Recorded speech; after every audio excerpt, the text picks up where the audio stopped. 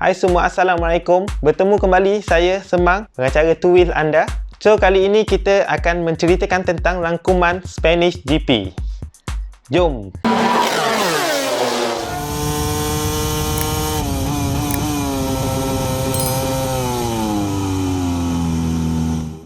Okey, seperti biasa kita akan mulakan daripada Moto3 dahulu. Jadi Moto3 minggu ini, apa yang menarik? Pedro Acosta menang kali ketiga dan ini adalah podium keempat beliau berturut-turut. Ini adalah kali pertama seorang rookie dapat podium 4 kali berturut-turut dalam hanya 4 penampilan pertama. Dan Pedro Acosta menunjukkan prestasinya yang sangat cemerlang kali ini dan sekaligus mendahului kejuaraan Moto3 dengan meninggalkan 51 mata di belakang tempat kedua. Adakah Pedro Acosta bakal menjadi legenda baru? Kita nantikan. Okey, seterusnya iaitu poleman Moto3 Tatsuki Suzuki tidak dapat menghabiskan perlumbaan kali ini. Tahukah anda, ini adalah DNF yang kali ke-6 dalam 8 perlumbaan terakhir beliau. Kita tahu beliau dapat mencatatkan masa terpantas minggu ini tetapi tidak berjaya menghabiskan perlumbaan dan 6 kali berturut-turut adalah tidak baik untuk beliau. Mungkin beliau perlu lebih tenang dalam mengharungi minggu-minggu perlumbaan. Okey, seterusnya pelumba Petronas SRT John McPhee tidak dapat mengumpul mata sekali lagi. Ini adalah kali keempat berturut-turut untuk musim ini dia DNF dan kebanyakannya DNF 3 daripada sebelum ni adalah kerana orang lain, pelumba lain terlanggar beliau. Dan kali ini di Spanish GP beliau high side dan tidak dapat juga mengumpul mata untuk pasukan Petronas SRT. Sangat sayang untuk John McPhee sebab kita tahu performance dia pada sesi kelayakan dan perlumbaan sekalipun beliau mencabar kedudukan podium dan kemenangan, tetapi kita tidak dapat melihat beliau ke podium dan tidak berjaya menghabiskan perlumbaan. Kita harapkan John McPhee tidak memikirkan hal ini dan dapat improve untuk pusingan seterusnya. Kita tahu emosi kita akan terganggu apabila kita dah 4 kali tidak dapat menghabiskan perlumbaan. Itu sangat tidak baik untuk beliau. Okey, seterusnya drama. Itulah kita boleh tengok Moto3 ini sangat kompetitif. Setiap perlumbaan pasti masing-masing akan merebut kemenangan. Kali ini di selekoh terakhir Deniz Öncü, kita tahu dia dah lead banyak lap dan pada lap selekoh terakhir beliau cuba untuk mengekalkan posisi podium beliau dan akhirnya beliau tidak dapat mengawal jentera lalu terlanggar dengan Jaume Masia dan Dairi Binder. Mereka sangat marah, terutamanya Jaume Masia kerana Jaume Masia sedang merebut tahta kejuaraan musim ini dengan rakan pasukannya iaitu Pedro Acosta dan dengan sekali lagi beliau tidak dapat menghabiskan perlumbaan oleh sebab orang lain. Ini adalah sangat emosi untuk beliau. Kita tahu beliau tidak senang duduk kerana satu pasukannya telah lead championship tapi dia asyik jatuh je dan mata dengan Pedro Acosta rakan pasukannya itu ketinggalan jauh. Jadi beliau amat marah dengan Deniz Öncü ni yang tidak dapat mengawal jentera lalu melanggar jentera dia. Sama seperti Dairi Binder juga. Beliau sangat kecewa kerana tidak dapat menghabiskan perlumbaan di kelompok pungutan mata.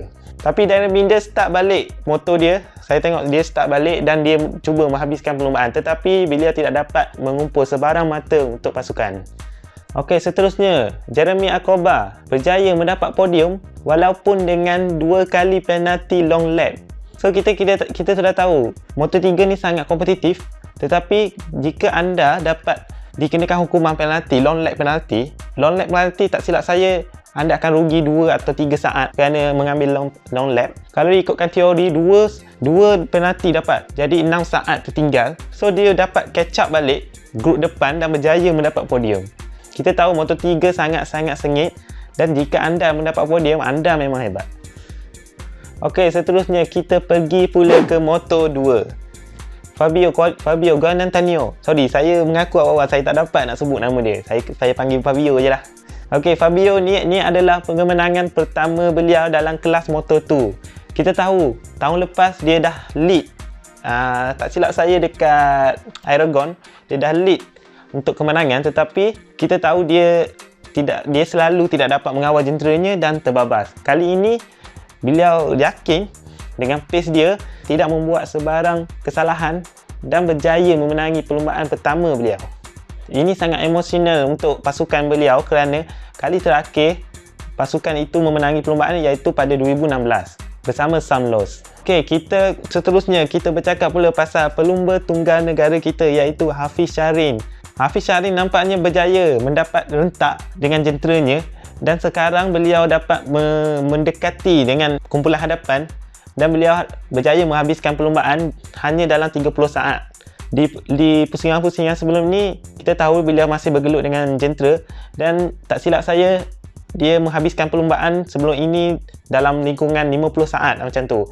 Tetapi untuk perlumbaan kali ini, beliau sudah semakin improve dan semakin dekat dengan perlumbaan.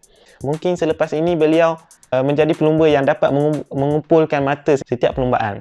Kita doakan yang terbaik untuk Hafiz Syahrin. Kita nampak beliau dah semakin maju, semakin dah okey dengan jentera dan semakin kenal dengan jentera NTS, dan dengan ini saya yakin beliau dapat menjadi pengumpul mata selepas ini. Jangan putus asa, Hafiz. Okey, seterusnya kita bercakap pasal perlumbaan utama yang dinanti-nantikan, iaitu MotoGP. Okey, MotoGP kali ini lebih diingati kerana pelumba Ducati kilang Jack Miller berjaya memenangi perlumbaan bersama jentera Ducati. Ini adalah kemenangan kedua beliau. Sebelum ni di Essen 2016. So ini first time dengan jentera Ducati dengan semangat kilang berjaya memenangi perlumbaan.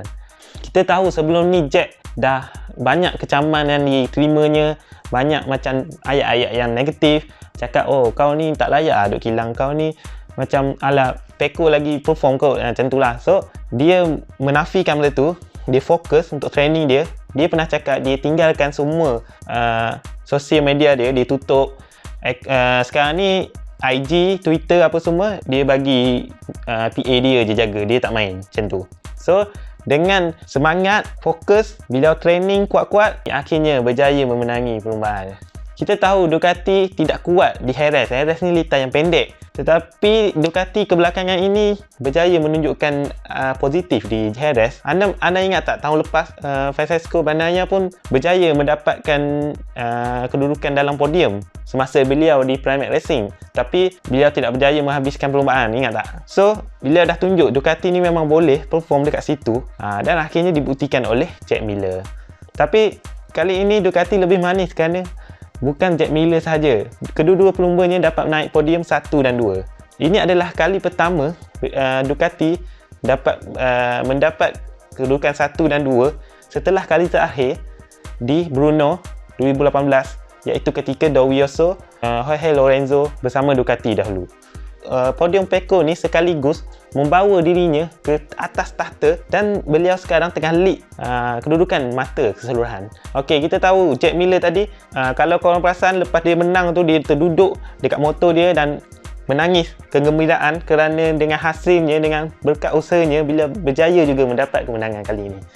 Bos dia pun cakap dia dengan keputusan gamble ni, kira gamble lah, dia ambil Jack Miller dengan Francesco Bagnaia ni, gamble, berjaya juga meyakinkan dia orang selepas ini. So Ducati walaupun litar pendek, dia dah tunjuk dia dah perform. Korang tahulah kalau litar panjang kan, mesti makanan dia punya. Okey, satu lagi. Ini adalah kali pertama Ducati memenangi perlumbaan di Jerez setelah kali terakhir 2006 dulu. Ketika itu Ducati bersama Loris Capirossi yang sekarang menjadi bos untuk safety di MotoGP. So kita dah tahu Ducati ni memang kau-kau, dia dah improve dia punya jentera, jadi dia orang memang dah hargakan kemenangan. Fabio Quartararo mengalami ampam ketika beliau dah lead perlumbaan yang sangat jauh dengan Jack Miller. Pertengahan perlumbaan, Fabio tiba-tiba drop, yang juru hebah pun hairan kenapa dengan Fabio ni, sebab dalam satu lap tu dia kekurangan 2 saat atau 3 saat satu lap. Jadi itu ada sesuatu yang tak kena dengan Fabio ketika itu. Tetapi masa tu kita semua assume dia punya bike, dia punya motor tu problem lah. Tapi kita boleh lihat masa dia lap tu, dia macam setiap lap dia giling-giling kepala dan memegang, macam tangan dia terasa sakit. So beliau berada di kedudukan 10 ke bawah, jadi satu-satu dipotong oleh pelumba lain. Memang kita nampak terang sangat dia drop kau-kau. Tapi saya pun masa tengok tu saya rasa ni bukan sebab jentera ni, takkanlah jentera sampai 2-3 saat. Tapi MotoGP pernah tunjuk yang slow mo tu tayar dia dah bunga, dah macam apa dah kan, dah nak keluar dah. Tapi nampak macam selalu seraga. Lepas tu dah habis dia race, dia pegang tangan dia macam meraung macam tu. So Last kali kita boleh tengok bahawa dia mengalami macam cramp.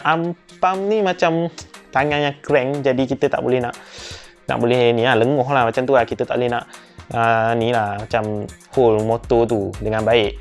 Jadi itu pasal lah dia tiba-tiba drop. Kita baru nak tengok Fabio Quartararo ni dapat menang betul-betul di sini, sebab dia dah menang 2 kali tahun lepas, dan tahun ni kita harap dia still ada lagi momentum tu. Tapi dia dah ada, cuma ada masalah tangan tu tak boleh buat apa lah. So Jack Miller dengan Ducati apa semua dah pergi depan. Ok, seterusnya pelumba Petronas SRT Franco Morbidelli berjaya menjadi Yamaha tercepat dan dapat podium walaupun beliau menggunakan jentera 2 tahun lebih tua daripada pelumba Yamaha lain. Kalau kita tengok Valentino Rossi, Fabio Quartararo, Maverick Vinales semua guna motor yang terbaru, tetapi Frankie ni guna 2019 je. Tapi dengan walaupun package yang lama, dia mampu menunjukkan prestasi yang baik dan pergi ke depan dapat podium. Ini memang kita respect dengan dia. Okey, masa dia interview tu, dia macam nak peli lah dekat Yamaha sikit kan. Dia nampak dia macam sedih dengan layanan Yamaha yang bagi tu. Maksudnya sepatutnya bagi lah jentera yang baru sikit kan, baru dah perform. Tengok jentera lama pun dah perform. Tapi ada satu lagi. Sebenarnya jentera baru dia lama ke tak semestinya baik. Okey, contohnya Yamaha. Sebenarnya Yamaha ni, walaupun kita sebut, ingat tak musim lepas kan dia struggle semua Yamaha, tukar waf lah, dengan tolak mata lah semua, dengan enjin selalu rosak. So sebenarnya Yamaha ni, okey, kalau 2020 contoh, 2020 bike baru, ia adalah totally bike baru. Tak pernah ada macam chassis, tak ada yang part 2019 masuk sini, tak ada. Dia just totally new bike. So 2019 ni adalah motor yang lama yang dah develop banyak. So yang ni totally new. Jadi risikonya sebenarnya motor lama ni adalah lagi baik daripada motor baru, sebab dia dah ada data banyak. Motor baru ni adalah totally baru, jadi kita tak tahu risiko dia. Kalau tiba-tiba okey lah, kalau tak okey jadi macam ni. Sama juga dengan Takaki Nakagami. Dia pakai chassis tahun lepas balik. Kita tengok dia kat mana?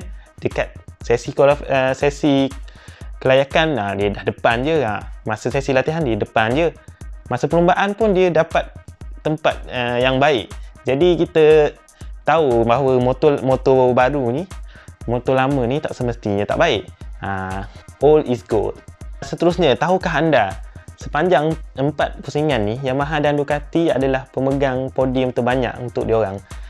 Diorang ni dah maksudnya Yamaha Ducati sekarang masih pegang podium tu. Tapi masa pusingan pertama tu dulu ada John May lah. Cuma okey, kalau ikutkan Ducati 4 kali berturut-turut tahun ni dapat podium. Tak kisah, kita termasuk sekali dengan Johan Zarco lah. So kita boleh tengok Ducati ni memang setiap kali ada podium dia. Jadi 4 kali berturut-turut Ducati dah podium, conquer podium. Okey, seterusnya Marc Marquez. Nampak macam sebenarnya Marc Marquez ni orang kata alien kan. Sebenarnya dia adalah manusia biasa. Tu ada komen daripada pelumba-pelumba lain lah. Maksudnya walaupun Marc Marquez ni selalu dominan 2019 dulu, tapi setahun tak ride, datang balik beliau dah struggle sikit. Tapi beliau masih dalam kelompok 10 terbaik.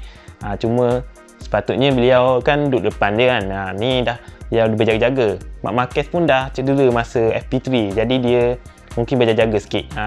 Okey, sedikit update untuk high rest test. Lepas perlombaan ni ada high rest test lah. So Fabio Quartararo tak join sebab pump. Dia pergi operation lah. Dan Marc Marquez hanya sempat 7 lap tak silap saya